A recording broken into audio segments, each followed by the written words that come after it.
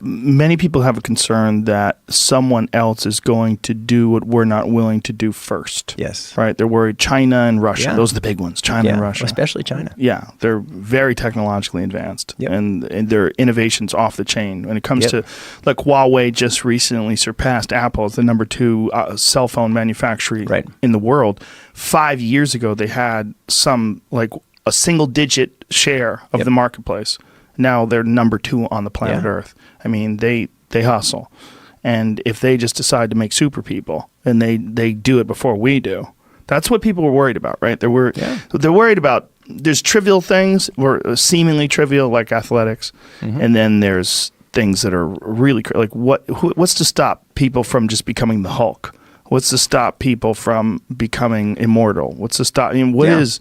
Well, 2 questions. First is China, because I think it's a really big issue. The story of the 21st century, one of the biggest stories of the 21st century, will be how the U.S.-China rivalry plays out, and the playing field will be with these revolutionary technologies. And China has a national plan to lead the world in these technologies by 2050. They're putting huge resources. They have really smart people they are really focused on. And it's a big deal. Yeah. In genetic technologies, when last year my book Hacking Darwin was already in production in November, when it was announced that these first genetically engineered babies had been born in China.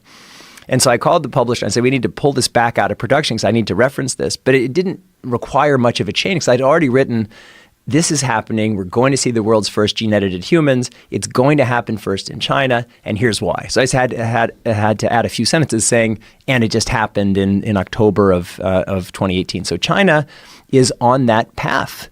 And we need to recognize that on one hand, the United States needs to be competitive. On the other hand, we don't want a runaway arms race of the human race. And that's why we need to find this balance between national ambition and some kind of global rules. But that's really hard to do. Yeah. And the other thing is that we're competing with them. Yeah. And so if they decide to do it first, we're almost compelled to do it second, or compelled to try to keep up. Yeah. How far away do you think we are from physically manipulating living human beings versus fetuses versus something in the womb? So physically manipulating living human beings, we're there.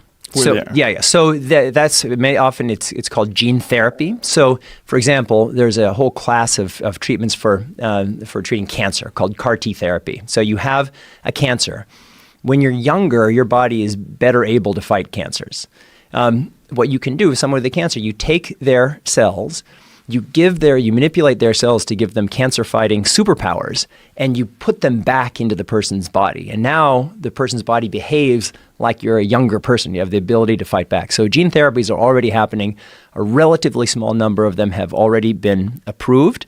But there is a list of thousands of them with regulators, in applications to regulators around the world. So the era of making genetic changes to living humans, that's already here. Like, what can they do with it so far?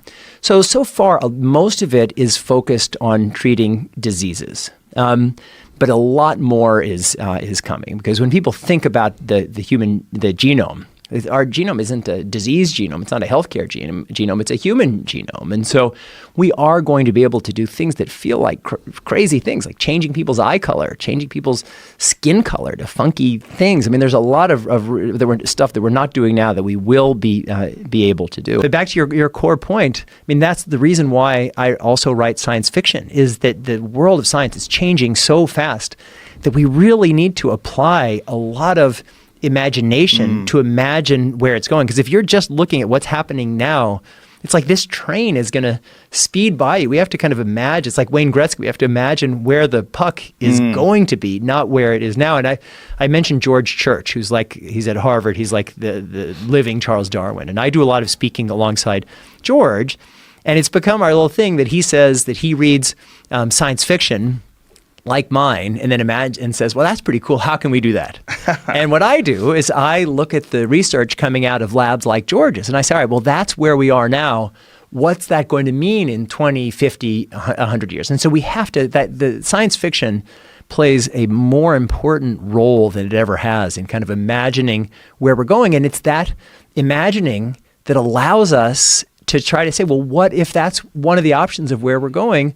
What are the decisions that we need to make now so that we can have a better outcome rather than a worse one? If you're a gambling person, I don't know if you are, but if I had to give you $100 to put on something in 20 years that's going to be profoundly just it's going to change us in a way that is something that we're not really prepared to understand or deal with. What do you think that's going to be? I think it's going to be predictive genetics. That we're going to have all, right now, it's like you go to your doctor when you're sick. This could have been some genetic disorder that you had from the moment you were conceived. And it was ticking. And you showed up 50 years later when that's been manifest. So it's going to be very different. You're taking your kid home from the hospital, your newborn. And the doctor says, hey, congratulations, this is really great.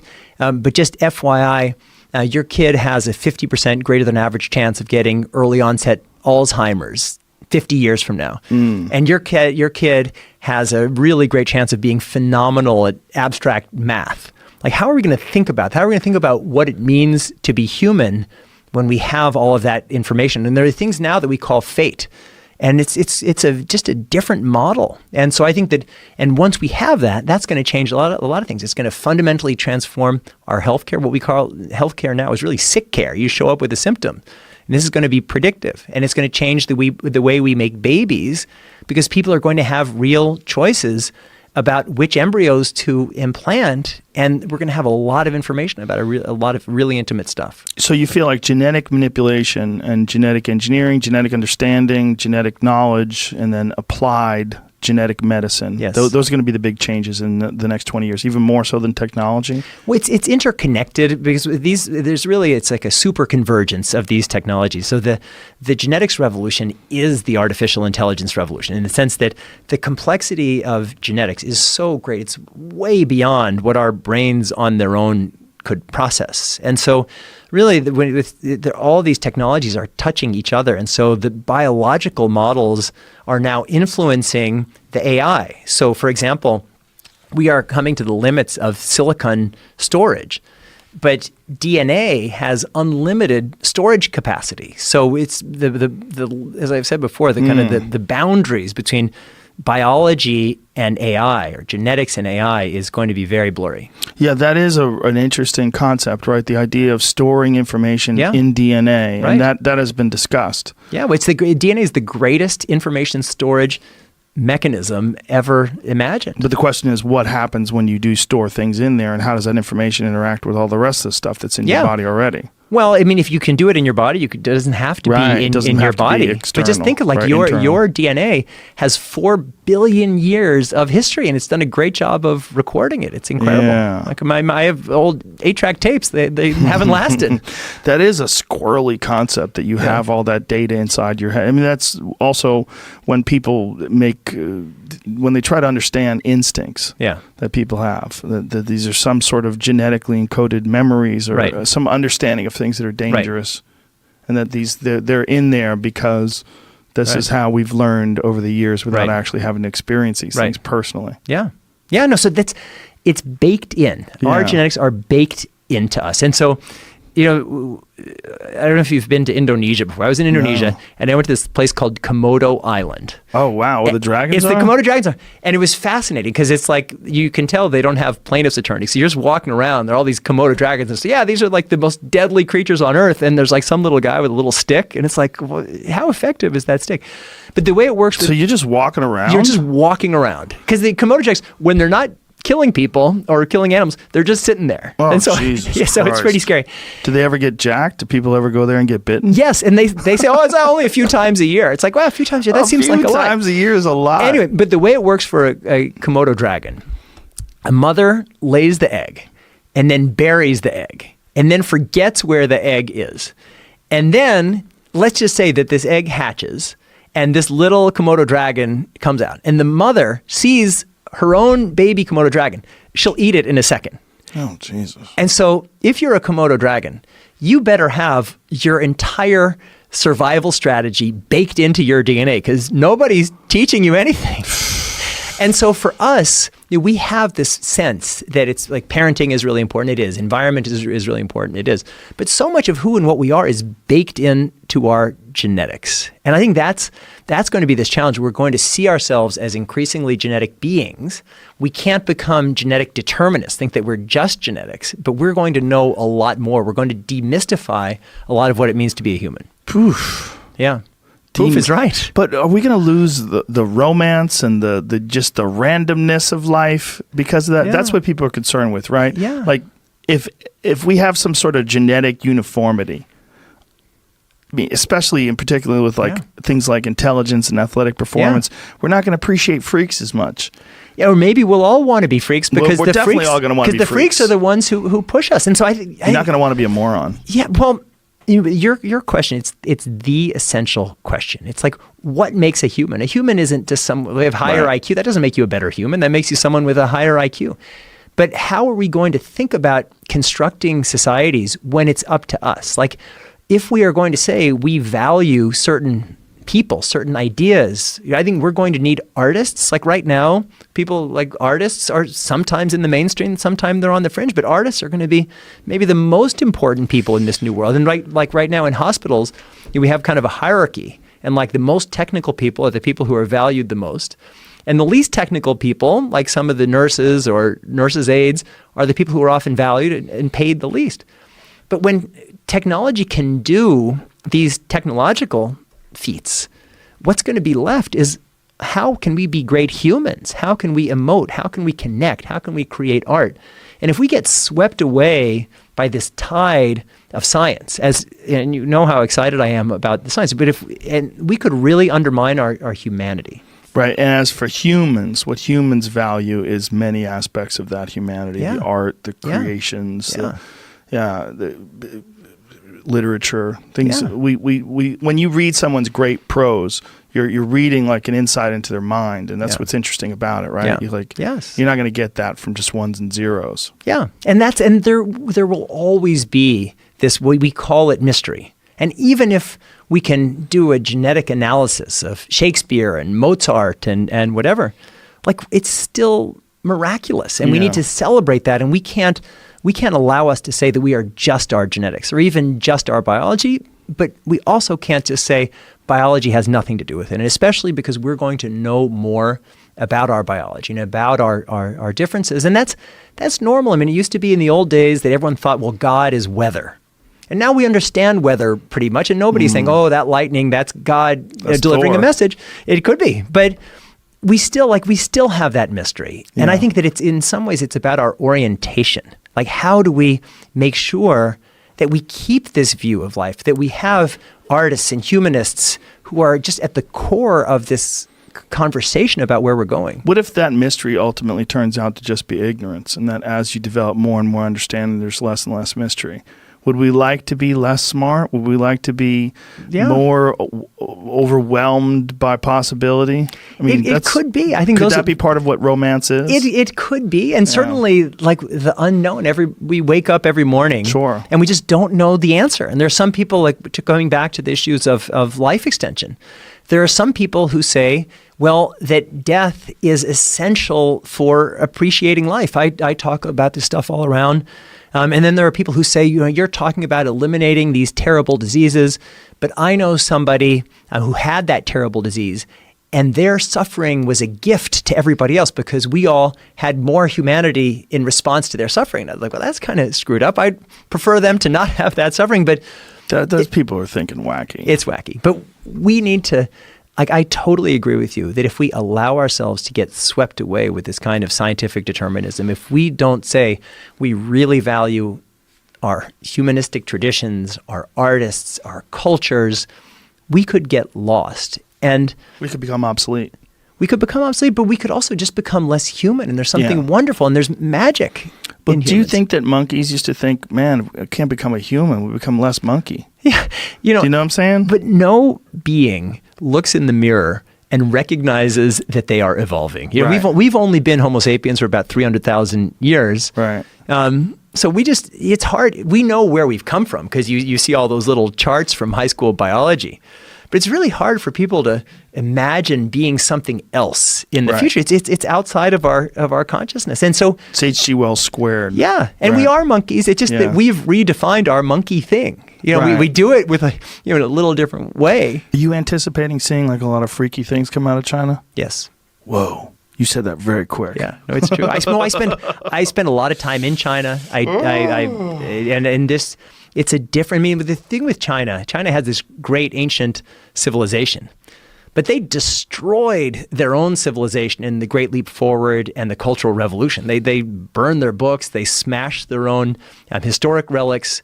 And so it's a society in many ways that's starting from scratch. And so all of these norms that people inherit through their traditions, China in many ways doesn't have. And so it's a very different, and China is growing. I mean, they are increasingly powerful, and China is going to be a major force defining the world of the 21st century. That's why America has to get its act together. That's a hard concept for us to grasp when we think about the fact that they had the Great Wall, they have so much ancient art and architecture. We just assume they're a really old culture. They are, but they wiped it out. That's so crazy. That's why if you want to see great Chinese art, you have to go to Taiwan, because when the Chinese nationalists left in 1949, when they lost, as they were losing the Civil War, they took the treasures and they put them in the National Museum of Taiwan. In the Cultural Revolution, the Great Leap Forward, China, the Red Guards were just smashing all of their own stuff, their own ancient history. And now the Chinese Communist Party is saying, oh no, we're going back and we have this great 5,000-year-old culture. And in some ways it's true, but in some ways it's like an adolescent culture without these kinds of restrictions that other societies have. That's such a unique perspective that I haven't heard before. And it makes so much sense in terms of like how frantic they are at restructuring their world. Yeah. And they feel that they got screwed over because there is this vague sense of Chinese greatness. When you hear the word Middle Kingdom, it's like China's the center of the world and everybody else is some kind of tributary. And so they're monumentally pissed off that these colonial powers came and overpowered them, and they had to make all these concessions. They had to give land away, and hell-bent on regaining it. They're playing the long game. They are playing a long game, and we have to be, and we are not, and we have to be mindful of it. That's also something you can do if you have complete control of your population. You don't have to worry about people's opinions, or you can just go in the direction that you feel is going to benefit the Chinese power, the power that be. Well, this is a country run by engineers. We're a country run largely by lawyers and reality TV people, I guess. Yeah. But in China, it's run by engineers. So there are all these problems, and the answer is always engineering. So if you have a population problem, the answer is the one-child policy. Environmental problem, you have Three Gorges Dam. You don't have water in the north of China. You build this massive, biggest water project in the world from south to north. You want to win in the Olympics, you engineer your population, you take kids away from their families and put them in their Olympic sports school. So I write about this in Genesis Code. If you're China and you kind of have this Plato's Republic model of the world, and we're going to kind of identify the genetic, or maybe manipulate these genetic superstars to be our greatest scientists and mathematicians and business leaders and political leaders, like there's a model that you can imagine for how to do it. Wow. It makes you really nervous. It should. Yes. That's the thing. No, it's like, that's why, like, I just feel like with this country, we don't have time to have all these distractions. We're focusing on junk. Like what? It just like all of this. I'm on CNN all the time when I'm home in New York, and I always say, like, you guys, and I'm talking about kind of geopolitical issues, China and North Korea. What I always say is, like, you guys recognize this is porn. Like CNN and MSNBC, that's like one kind of porn, and Fox and whomever else, InfoWars, that's another kind of porn. But it's all porn. And we're drawing people's attention to these few stories. But there's these big stories that we have to focus on. And certainly the rise of China is such an essential story for the 21st century, because China is competing in all of these technologies. And China, it's like go, go, go. I mean, people in China who are involved in the tech world, when they go and visit Silicon Valley, uniformly they say, we cannot believe these people are so lazy.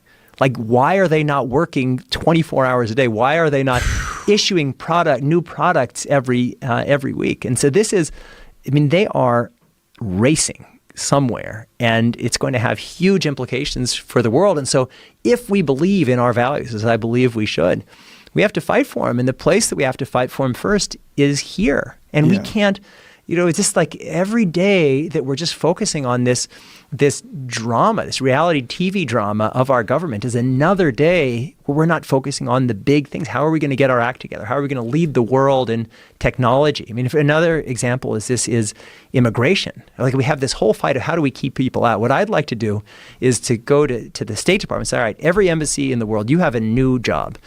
We're going to give you whatever number, 500 slots per year. You have to, in your country, find the 500 most brilliant, talented, creative, entrepreneurial people and say, we're giving you a green card. We're going to give you a little starter money. We want you to move to the United States and just start a life and have kids.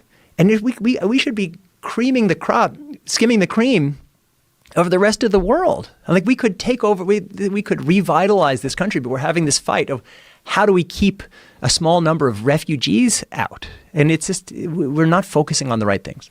That's again, another very, very interesting perspective.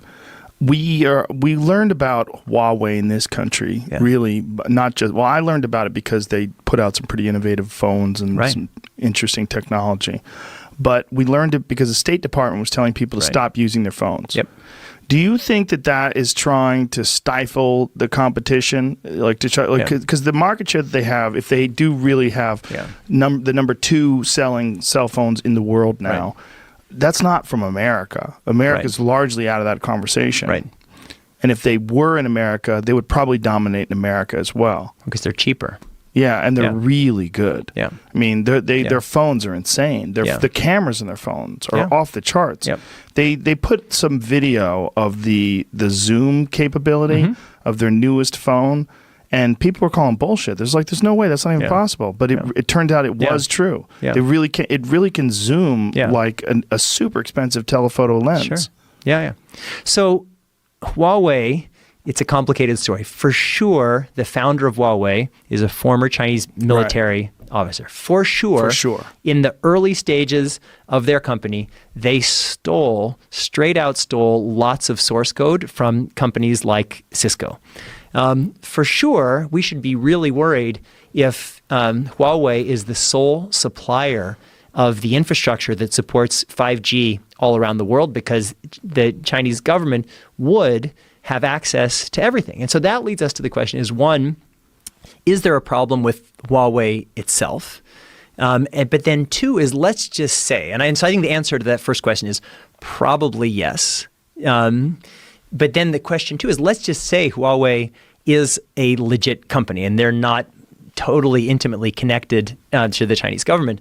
Can we trust their relationship with the Chinese government? And the Chinese government has a rule that every one of these companies has, the big Chinese national champion companies, they have a Communist Party cell inside of that company. And so I think that we can't think of big Chinese companies just like we think of companies here. We have to think of them as quasi-state actors. And that's why this fight that's happening right now is so important. And that's why, like, when China is out investing in different parts of the world, including Africa, their companies are kind of acting like arms of the government. I mean, they're making all kinds of investments that don't really make sense if you just see, well, this is a company doing something. If you say that this is a company with backing by the state that's fulfilling a function that supports the state, it's a very different model. So I am actually quite concerned about Huawei, and I'm not a fan of everything that this administration is doing. But I think on China, it's important that we need to stand up, and I think pushing back on Huawei is the right thing to do. I'm uncomfortable about this for two reasons. One, I'm uncomfortable about the Chinese government being inexorably connected to this global superpower in technology. Right.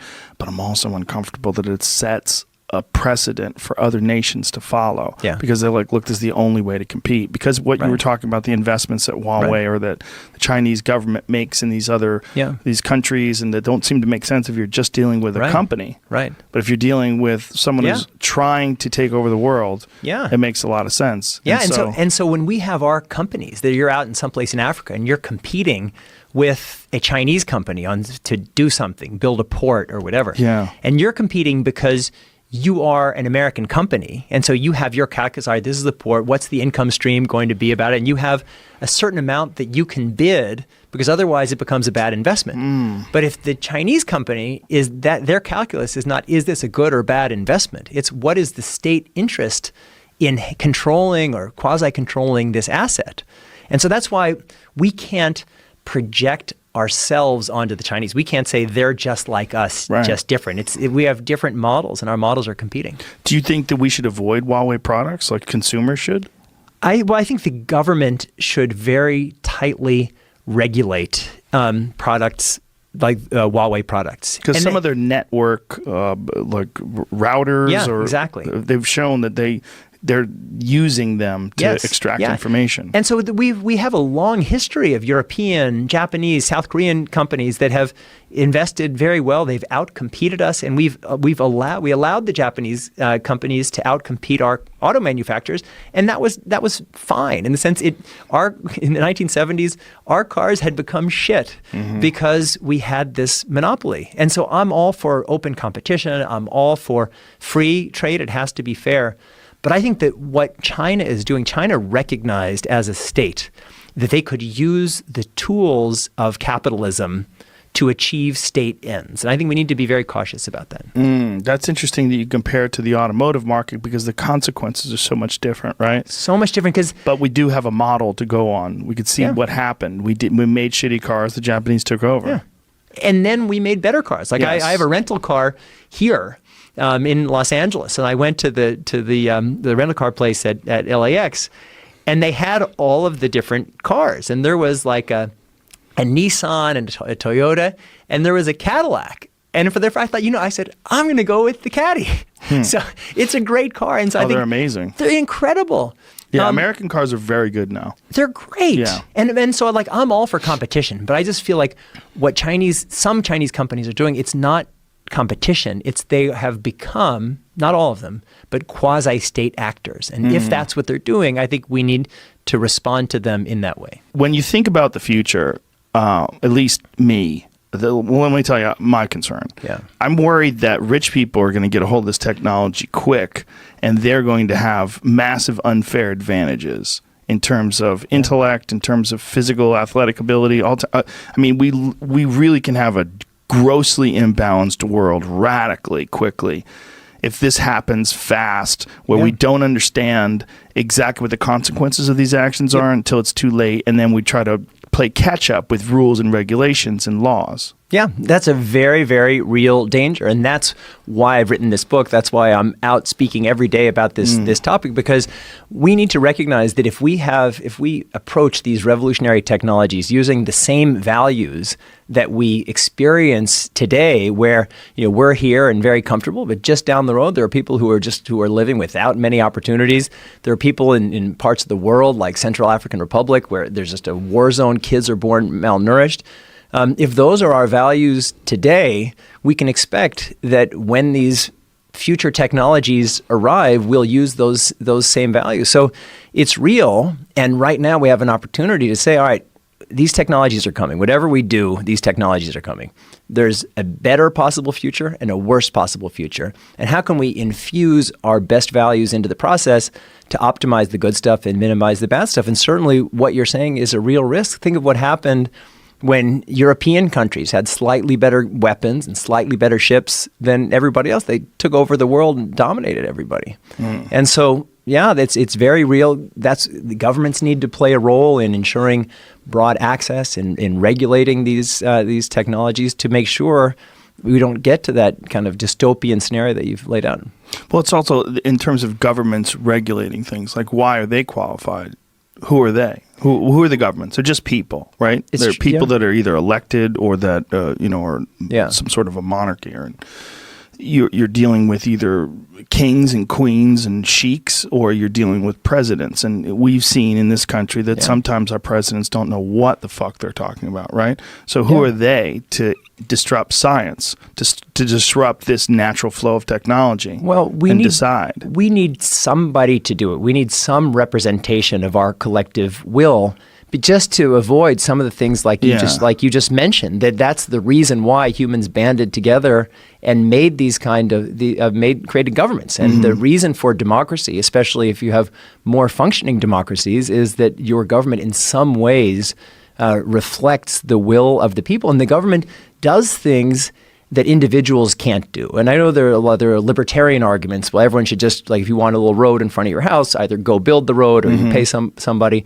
But there are a lot of things even in that model that won't get done. There are a lot of kind of big national and even global concerns that you need some kind of regulation, because what we're talking about is the future of life and life on Earth, and there have to be some kind of guardrails. And that's why what I'm arguing for is we really need to bottom up. I mean, I think every person, and that's why I'm so thrilled to be here with you today, Joe, every person needs to really understand these revolutionary technologies like genetics, like AI, and all of our responsibilities and opportunities to say, hey, this is really important. Here are the values that I think that I cherish. And just like you said, I don't want it to be that the wealthiest people are the ones who have kids with higher IQs and live longer and healthier than everybody else. And then, so we have to raise our voice.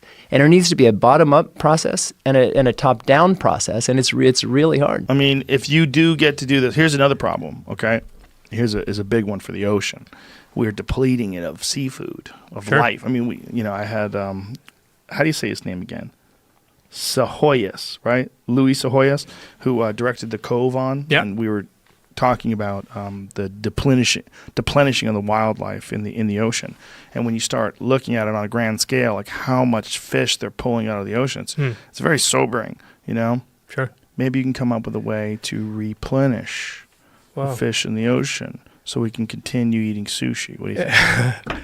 So maybe just zoom out a bit and realize because of course plastic pollution, climate change, overfishing, I think it's all part of one big problem to make civilization sustainable. And the way I look at it is that, of course, over the past 200 years, humanity has made tremendous progress. So, of course, since agricultural revolution 10,000 years ago, humanity has been kind of stagnant, no progress, or just very, very slow progress. Number of people, lifespan, it was all kind of flat. Nothing really happened. And then since the dawn of the Industrial Revolution, and when we learned how to utilize science and our knowledge, collective knowledge, to turn that into progress, basically every possible metric for humanity has improved tremendously. And if you think of wealth, health, violence, education, rights, all these things. I know you've had Steven Pinker on. He's much more knowledgeable on that topic than I am. So truly, at this point in time, it has never been a better time to be alive for humans than today. Not saying that it can't get better, but we have made tremendous progress by, on one hand, imagining things that don't exist yet, so inventing technologies and also inventing institutions. And on the other hand, our human ability to collaborate effectively in large numbers, which includes the corporation, which is a very effective way for people to work together. Now, all that progress has also had its negative side effects, which are most pronounced, of course, in the area of the environment, where I think we put things into an environment that shouldn't belong there, and we take too much out of it, then nature can replenish, which includes the fish, and on the other hand, you have the plastic going into the environment, etc. So then the question is, well, how do we solve that? And of course, one hand is to say, okay, it's kind of maybe the Luddite is maybe a bit of a negative way to phrase it, but the sort of reactionary approach of saying, okay, we should consume less, corporations are bad, technology is bad, we should all get rid of all those things. And I think the environment, the modern environmental movement, which is really kind of this romantic movement, has this image of back in the day, everything was great and we lived in harmony with nature, so let's get rid of all this modernity and try and return to that pure original state. What I, however, believe is that, first of all, that's I don't think it's a very realistic thing. People want to keep their iPhones and their cars, and people want to move forward. And at the same time, I don't think it's really the most effective way to solve these problems, because it would be like fighting a leopard tank with bow and arrow. Technology is nothing more than an enabler of human capabilities. It enhances our power.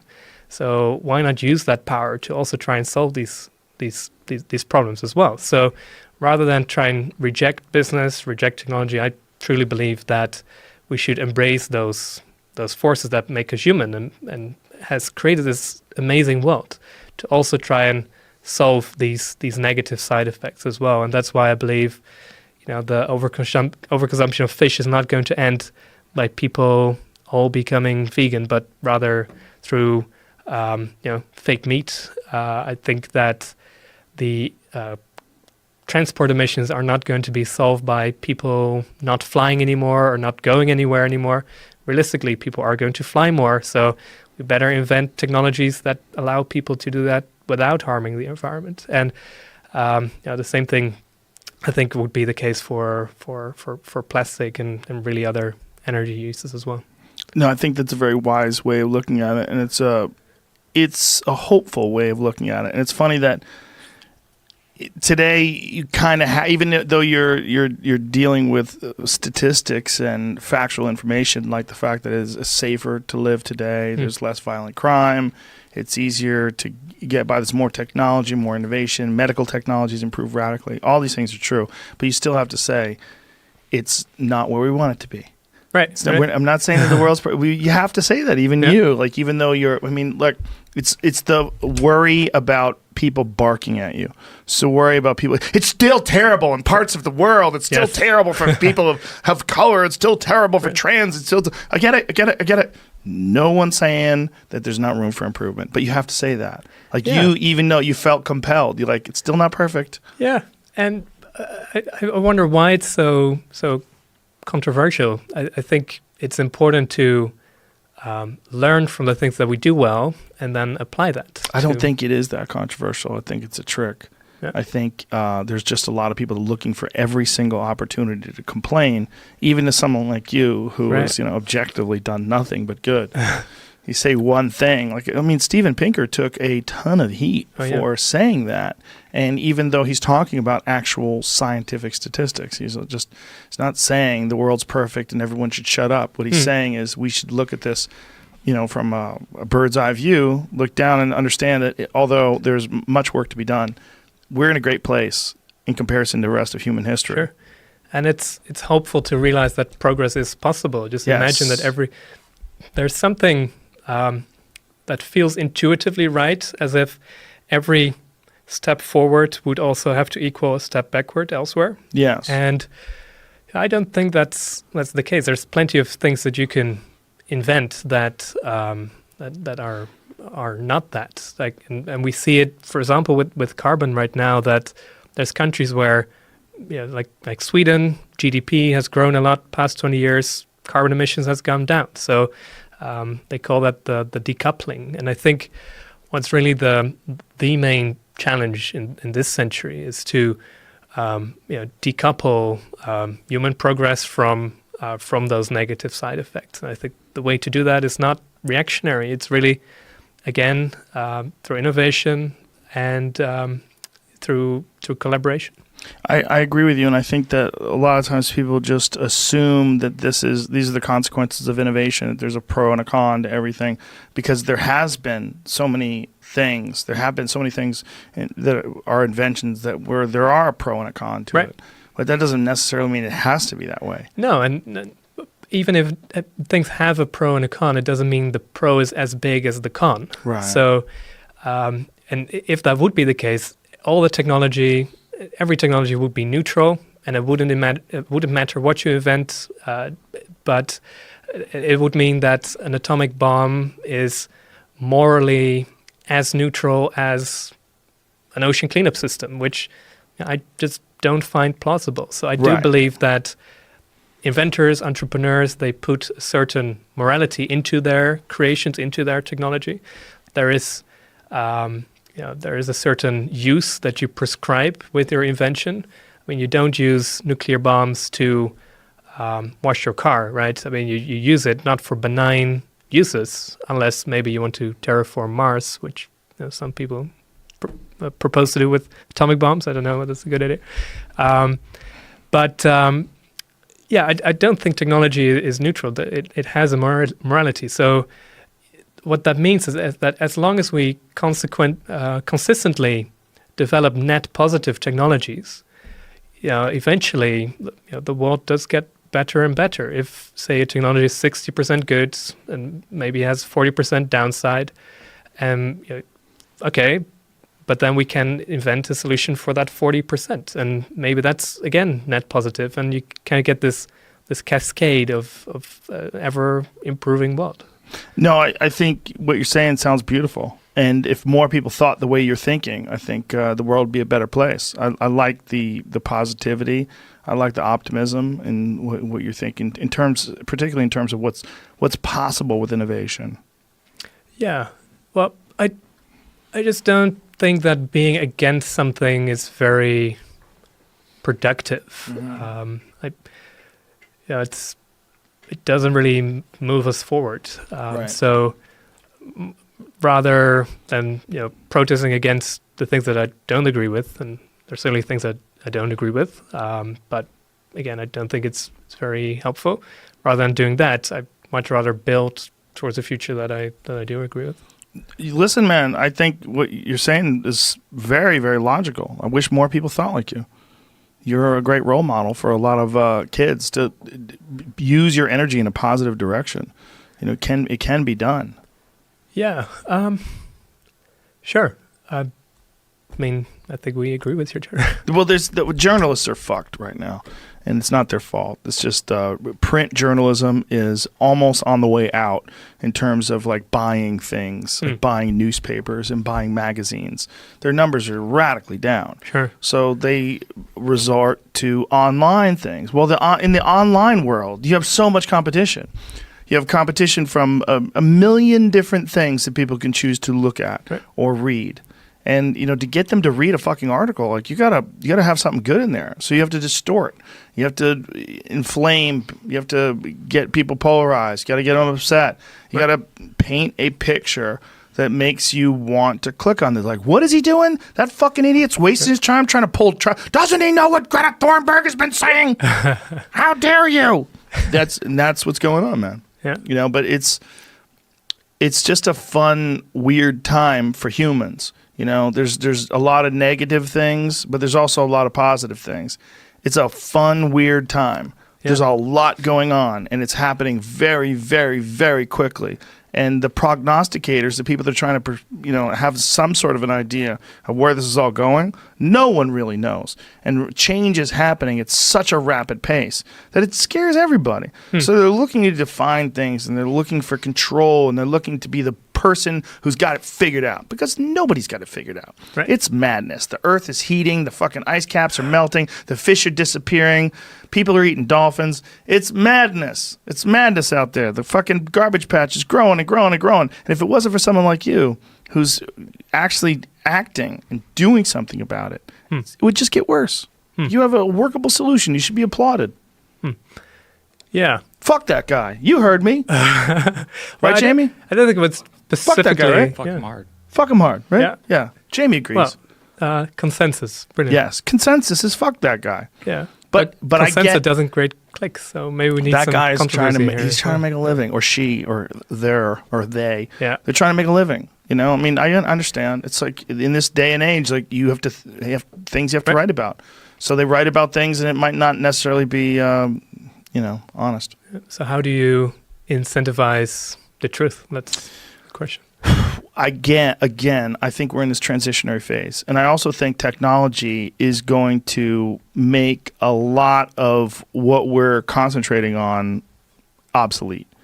I think we are really, really close to some crazy breakthroughs in terms of the distribution of information that's going to make it obsolete. And people aren't going to care as much about clickbaity things because You're going to be able to feel things from digitally created media. I think we're very, very close to augmented reality becoming an essential part of people's lives. The same way your phone has become an essential part of your life. 20 years ago, no one carried a phone around. It was very rare. And 1999, a small percentage of people had phones on them. Now it's 100%, right? All this stuff is happening at this exponentially increasing rate. When they implement augmented reality, and who was telling us that Apple's like somewhere around 2021? Man, it might have been. I've been looking that up. Yeah. I mentioned it once or twice. You definitely did. Might have been you. But some other folks have brought it up too, that Apple's really close, and they're in the process right now of developing some sort of augmented reality goggles. And they'll be like glasses, like you put on a pair of just like this, but you'll be seeing all these things in front of you. You'll be able to move them around. You'll be able to see navigation. You'll be able to turn it on and off. It'll probably work on Siri. You'll be able to talk to it. And you're going to be able to get video and information written as podcasts, all these things, music. It's going to come through this. And probably this is one step in this ever-increasing trend of us getting further and further immersed in technology. And augmented reality will lead to some sort of impossible-to-determine virtual reality where it's indistinguishable from regular reality.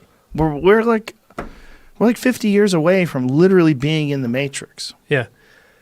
So I think it's underappreciated how much our behavior is also guided by technology.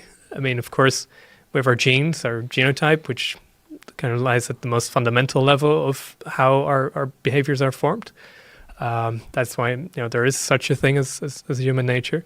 But then there is this whole sort of cultural layer that what we humans created around us, which I call it technosphere. Maybe other people have different names for it, but it's indeed, I've recently read, we interact with something like 30,000 inventions or 30,000 technologies through our entire lives. That's a huge amount. And I think that environment that shapes your behavior, it decides what kind of genes are expressed. And the interesting thing is that it's not just a natural environment, but it's an environment we create. So probably, when you think about people being born thousands of years ago, their genes were very, very similar to the people today. Yet, how they behave is completely different. Look again at violence. And why is that the case? Well, it's thanks to these inventions, not just physical inventions, but also cultural inventions and institutions that we created that shapes our behavior. And probably human nature the human behavior is very hard to change unless it actually benefits what we do. Look at smartphones, how fast that happened versus how long it takes for smoking to go away. One is kind of incentivizing the continued use of it through addictive products, while with smartphones, it's something that you want to use. So I just wonder whether that interaction between humans and the technology that we create kind of incentivizes inventors to become morally better and better, because they are. Did you lose me already? Or no, okay. no. So the question is, well, people are incentivized primarily by profit, right? Right. But the behavior that people express is kind of shaped by the world they live in, and who knows? Maybe a person today is more incentivized to do good things because of the environment that has been created rather than 1,000 years ago. No, I think that's absolutely the case. And I hope that people's ability to express themselves through social media, although it's often negative and bitchy, sometimes also can give you a sense of the moral landscape of the culture. Like, not just the people on the far fringes that are the most angry and vehement about things, but people that have objective, real, rational thoughts, like the fact that you were able to read that article and objectively assess whether or not someone has any good points or not.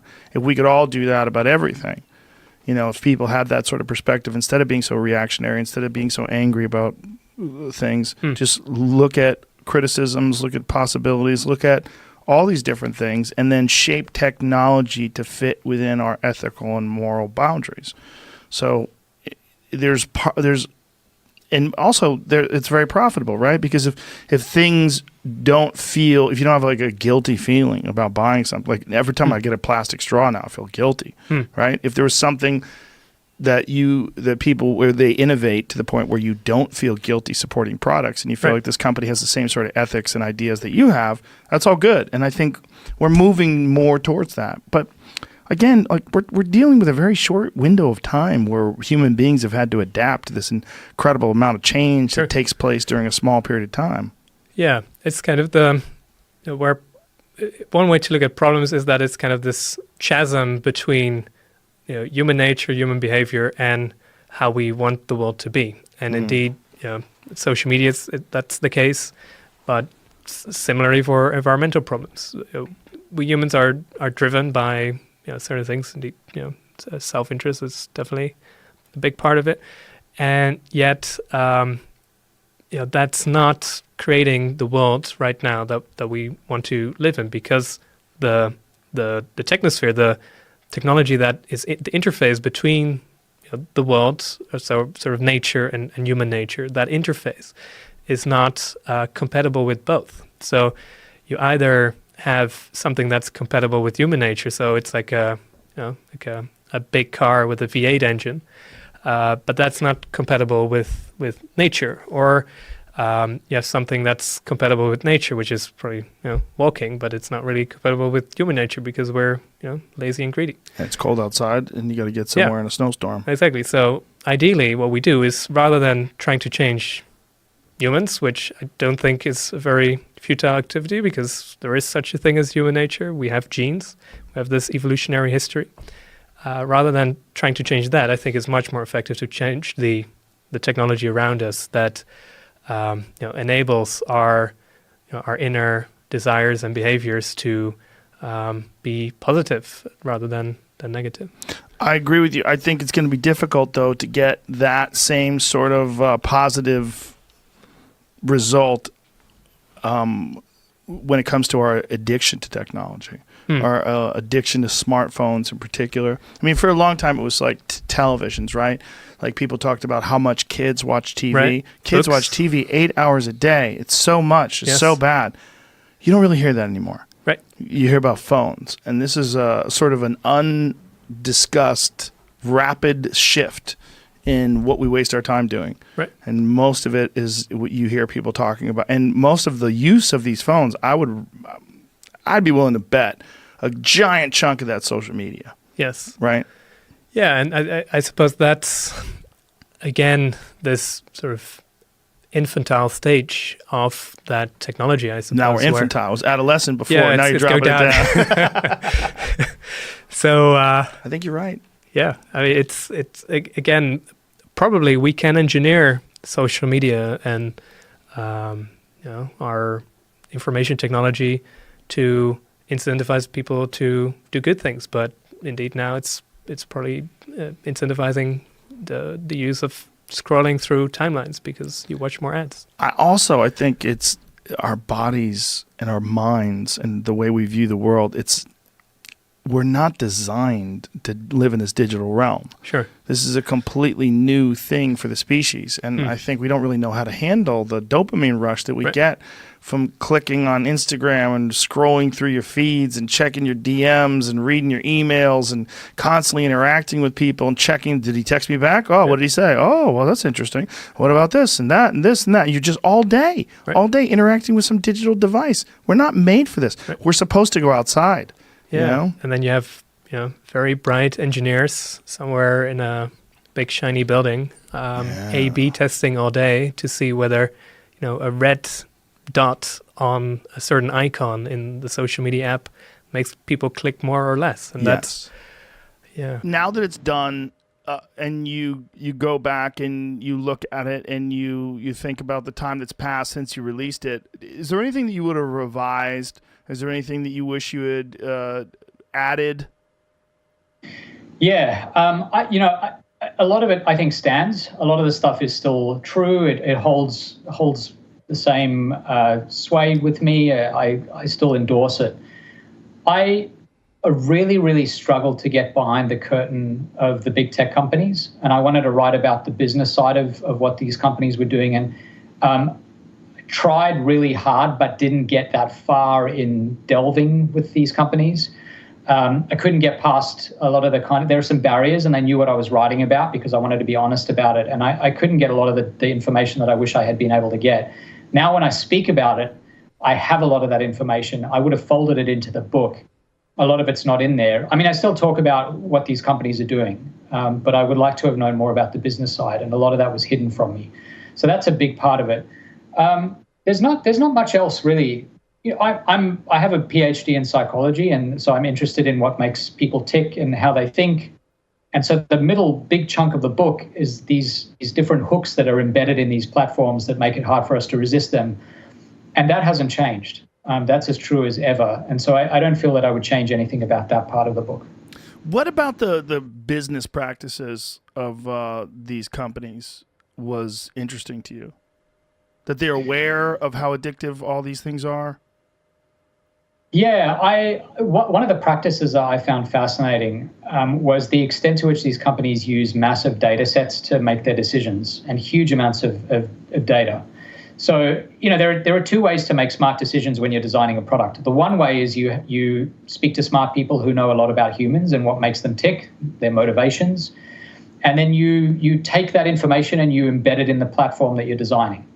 But that's really hit and miss. That's how a lot of video game development worked. And again, speaking to these video game experts who've designed games that have made tons of money, who have been very successful, a lot of them will say, look, I created a lot of games, but a lot of them missed the mark. I had a couple that were great successes, but for every 2 that were successful, there were 10 that weren't. So there's a lot of kind of trial and error. What the big tech companies do in large part is they avoid the trial and error by being completely agnostic about the theory of what's going to drive us. They don't need to know about that. All they need to do is run this series of kind of trials by combat. So if you're playing, again, World of Warcraft, Fortnite, what I do is I throw two different versions of a particular mission up, and half the players will play one version, the other half will play the other version. Let's say one of them is through a forest. The other one's identical. You have to do the same thing, but you're going by the ocean. The question is, what effect does that have? And you might discover people will play the mission 10 minutes longer if they're by the ocean. So then you say, okay, we're going to privilege ocean missions. So now we have 2 versions of the ocean mission. This is round 2 of the trial. You can either rescue an artifact or you can rescue a person. And people, it turns out, are more interested in rescuing a person. So they'll play for an extra 10 minutes. If you do this kind of trial by combat, round after round after round, you're evolving a weaponized version of the platform. So you keep selecting the version that's hardest for us to resist. And if you do that en masse, it ends up shaping the user experience. You end up having features on the platform that are designed to be hard for us to escape from. If you're creating a game, you release the version that's most difficult for us to resist. Now, of course, forever, people who are writing movies or books or any form of entertainment were trying to do this. They just were much less good at it. What the tech companies do is they make this kind of a sure thing by having access to billions and billions of data points and getting real-time, very rapid feedback from us. Isn't it also, like, to compare it to books and movies, it's not a fair comparison because those things end. Yes. That's really where the problem lies, right? Is that a book or a movie is not going to make you eat pizza 3 times a day and gain 40 pounds over 5 weeks because you're trapped in your house doing nothing but enjoying this book or movie constantly because there is no end to it. Like, there's something... Like, I completely understand why they would do that. I mean, it makes sense. You're engineering a game. You would want to make this game the most compelling, the most entertaining, the most engaging possible. But Do you think that these companies have a social responsibility for recognizing the fact that they are massively addictive? Do they have an ethical or social responsibility? Yes. Yeah, absolutely. Absolutely. I think they do. I think the biggest problem, the most broken part of all of this is the incentive model. So all of these platforms pretty much rely on, I'm thinking about Google, Facebook, Instagram, Twitter. These platforms require your eyeballs for as many minutes of the day as possible. And every minute that you're not spending on that device, you're spending minutes doing other things. That is a loss. They conceive of that as a loss. And it is, because it means that they're less capable of attracting advertising dollars, and that drives the whole model. That is a broken model. It's a terrible model because it privileges extracting minutes of time over delivering well-being. Now, historically, products were largely, if I made a great product, like when you played, I think you said it was Quake, right? Quake, yeah. Was it Quake? Yeah. Quake, yeah. When you played Quake, when I played Doom, when I played Super Mario as a younger kid than that, when Nintendo came out, that was just an incredible product. I think that was just, that was designed to deliver a phenomenal A-plus top-class experience. And when you speak to the video game developers, there's a purity to it. The creator of Mario and the creator of Tetris and all of these games, they all talk about the kind of love that went into creating these games. That's gone. This is not about making us happier, giving us a good experience, an experience that we're willing to part with our money for. It's all one big kind of heist. They're trying to trick us. They're trying to basically get us to part with our time and therefore with our money. And yes, there's an ethical responsibility. I mean, if you see there's an industrial company, and this company is making billions of dollars, but there are major externalities, so negatives that come with that. Let's say they're spewing crap into the waterways and into the air. That's something that, for the last 25, 30 years or so, the government has said, that's not okay. We're going to penalize you for that. I'm not suggesting they do exactly the same thing with tech companies, but there is an externality. These companies are making billions of dollars. The externality is not that they're poisoning the waterways and the air, but they're changing how we live our lives. And I'd argue in many ways for the worse. Do you think a warning label would have the same sort of effect that a warning label has on cigarettes? Like, it doesn't really matter. Like when they put those cancer labels on cigarettes, people that smoke cigarettes already know it causes cancer. I don't think it stops anything or helps them at all. Warning labels are toothless. They only work if you don't know, if they're educating you. And everyone knows. Everyone knows about cigarettes. I mean, fighting tobacco addiction is really difficult with both with smokers and with young people who are thinking about smoking. It's going to be the same with these devices. I think no one needs, well, maybe there's slightly more room to educate people about these things with respect to screen time and what we're doing on screens. But most of us know this stuff, and warning labels don't do much. I agree. So what could they do? You're not going to have them hamstring themselves and make a game that's less addictive. Like, let's propose they reverse engineer what they've done and do it the opposite way. Like, going towards the ocean makes people play more, so we're going to go to the woods. Rescuing a person makes you play more, so you will rescue a gem. They're going to choose the least addictive out of all of these paths. Then you're going to be non-competitive with the people that are engineering games that are going to choose the most addictive. So then it's almost like everyone's agreeing to make the shittiest game possible because that's the only way people can not be addicted. It's true. I mean, there's no way in the arms race for our attention and our dollars and all that sort of stuff. No one's going to buy into this idea we should make a shittier version of the product. I think, that, as I said, the model is broken. If the model is about attention and about picking the version of the game that's going to extract the most time, that's problematic to begin.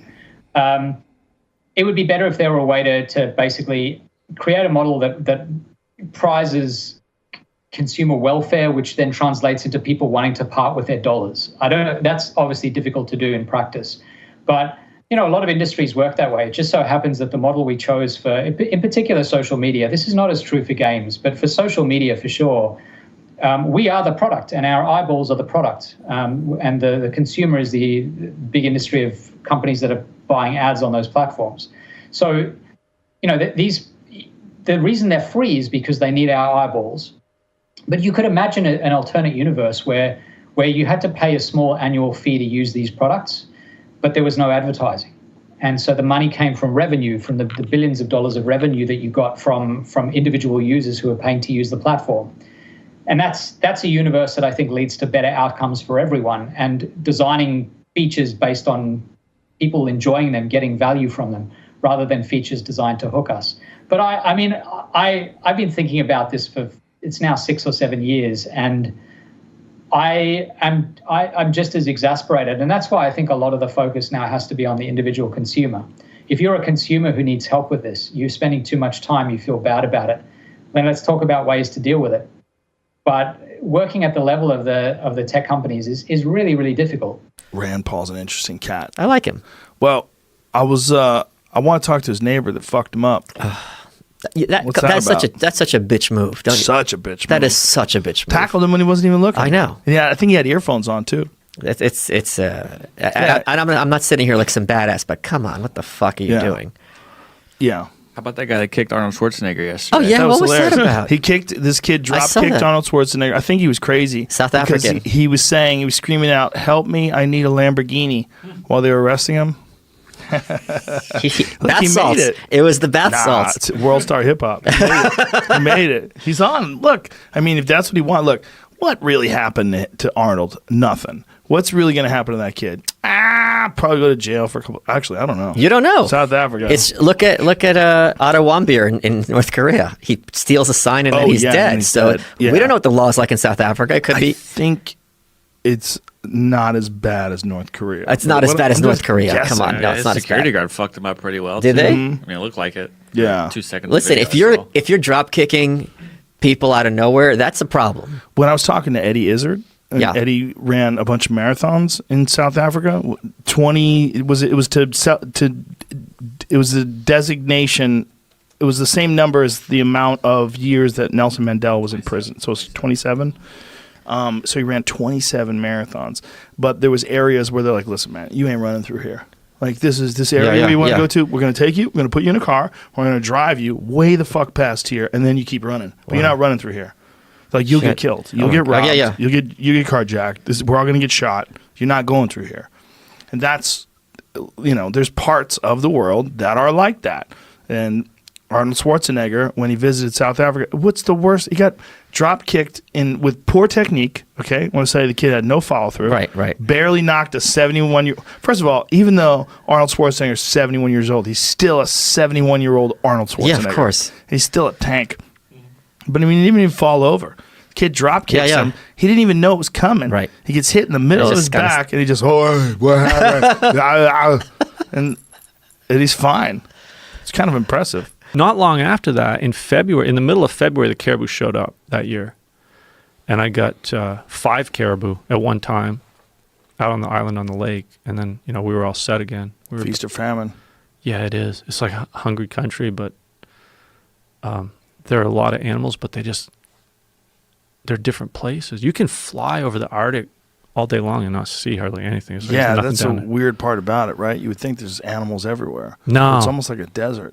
It is. It's like the Sahara Desert up there a lot of times, but there are a lot of animals concentrated. The caribou are concentrated. There's herds of 100,000 caribou. 100,000? Yeah. Really? At certain times of the year when they all congregate, wow, there can be 100,000. That's insane. Yeah. I didn't know it ever got that big. Some of the big Arctic herds, they don't all get in one place at one time, but they are recognized as a herd. They get into the hundreds of thousands. Mm. They're very cyclic. The population goes up and down, but they're in certain places, and if they're not where you are, you're in the Sahara Desert. Then when they show up, it's like the Serengeti Plain. I mean, all of a sudden there's caribou everywhere. You step outside, you hear the antlers all over the valley. If it's like in October when they're rutting, wow, you hear the wolves howling, ravens croaking. It's like, what the hell happened? I hadn't heard anything for the last 2 months, and all of a sudden, look at that! Oh my God! Yeah. We're looking at an enormous pack of caribou. What do they call them? They call them packs? Herd. Enormous herd of caribou.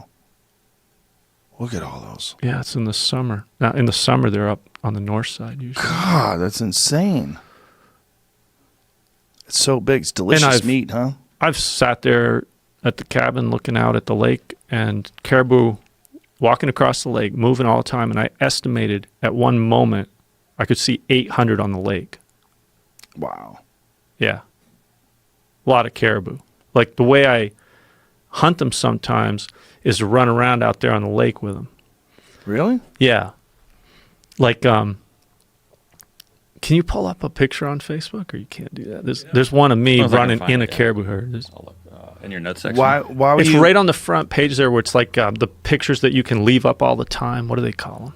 Not in the notes section. No, it's right on the You ran with them, and that's how you were hunting them? echo chasing the call. I told you how I used to study a lot of anthropology. I used to listen to anything that I could hear about how people used to live in the old days, and especially the Inuit and people living up north. There was this anthropologist, Austin Balixi. He made some films back in the 1960s, the Metzl people, the Metzl Eskimo series it's called. It's fascinating. He went up Boothia Peninsula in northern Canada and filmed people that still knew how to do things in very primitive ways. And one thing I learned from those films was how they would hunt caribou. And the way these people would hunt caribou is there'd only be, a few hunters. They'd build the little stone, a nooksooks, they call them. It's like a scarecrow. Make a line going down toward the lake so it looks like people. Then the few hunters would move around and they would use their voice. They'd yell and they'd echo their voice around and confuse the caribou and chase them into a lake that way. They could use their voice to get them down there, and then one guy in a kayak could overtake the caribou and spear them. It's amazing. But you were by yourself. Yeah, but this is something you can use by yourself. You can use this technique of using your voice to confuse caribou and herd them where you want them to go. You echo. Out on the lake, if they're caribou, it's wide open. They can see me a half a mile away, and they'll go out in the middle of the lake in the day and stand around out there. If I try walking up to them a few hundred yards away, they might just take off. Yell as loud as I can yell and project my voice over to an island or shoreline, depending on where I am, and it'll bounce back and they'll stop and they'll run straight back at me. Wow. I've had them come running by me where Trisha was like, oh my God, she thought I was going to get run over. She was filming once, and I could hear her when I watched the video, and she's like, oh, I think he's going to get run over. She's like really worried. You see that picture there, I Jamie? can't find it. It's right on the... I'll pop it up so you can see. Yeah, scroll up to the top. Right there, the upper leftmost picture. This? Yeah. Okay. Trisha took that picture. Wow. So Now, that's those caribou, they were running away from me before this picture was taken. And I screaming and hollering, echoing my voice off the shoreline, and they turn around and run back. And I do it many times. I had these caribou run back and forth like 5-6 times. I could stay within 50 yards of them a lot of times just by yelling as loud as I could. You look really close right there. Yeah. Well, Trisha thought I was going to get, trampled. And so this is how you hunted them? This By is a yelling technique I've used for hunting, but on this particular day, I was just demonstrating it. Oh.